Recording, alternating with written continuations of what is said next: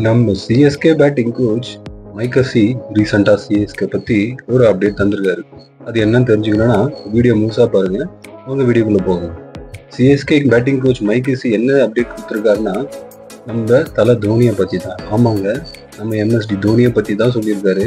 அது என்னன்னா, அவர் என்ன சொன்னார் எக்ஸாக்ட்லின்னு பார்த்தீங்கன்னா, தோனி செம்மையாக ப்ராக்டிஸ் பண்ணுறாருன்னு, அவரோட நியூ இஷ்யூ பெரிய ஒரியிங் ஃபேக்டரா இந்த சீசன்ல இருக்காதுன்னு. அதோட தோனிக்கு நீ இன்ஜுரினால ரன்னிங் பிட்வீன் த விக்கெட்ஸ் பழைய மாதிரி ஃபாஸ்டா இருக்காதுன்னு.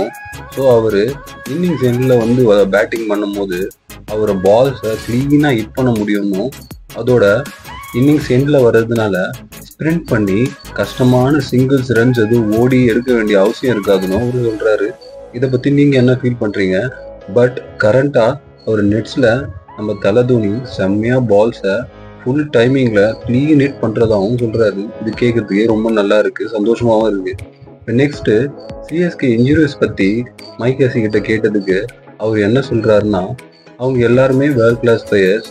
ஸோ அவங்க ரிப்ளேஸ் பண்றது ரொம்ப ரொம்ப கஷ்டம்னு, கான்வே அண்ட் பத்திரனாவோட அந்த எக்ஸ்பீரியன்ஸை டீம் ரொம்ப மிஸ் பண்ண போகுதுன்னு, அதே போல் ட்ரெஸ்ஸிங் ரூமில் அவங்க 2 பேர் இல்லாதது சிஎஸ்கே டீம் மெம்பர்ஸ்குள்ள ஒரு சேடான மொமெண்ட்டாகவும் இருக்கும்னு சொல்கிறாரு.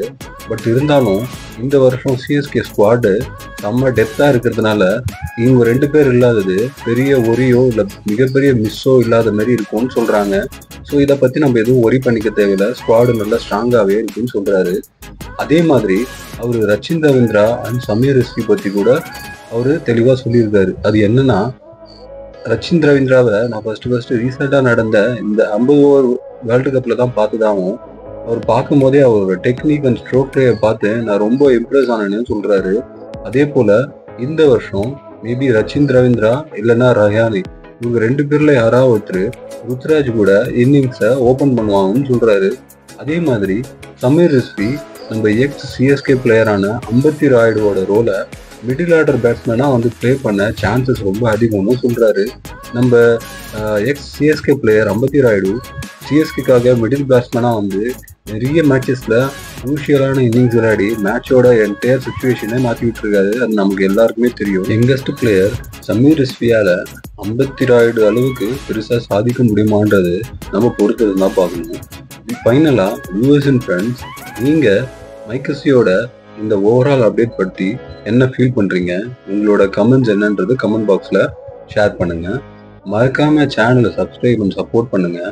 நான் இதே மாதிரி கிரிக்கெட் அப்டேட்ஸ் பற்றின வீடியோவை தொடர்ந்து உங்களுக்கு ஷேர் பண்ணிக்கிட்டே இருப்பேன். Thanks for your valuable time. அடுத்த வீடியோவில் see you all soon. Thank you for watching. Bye bye. Take care.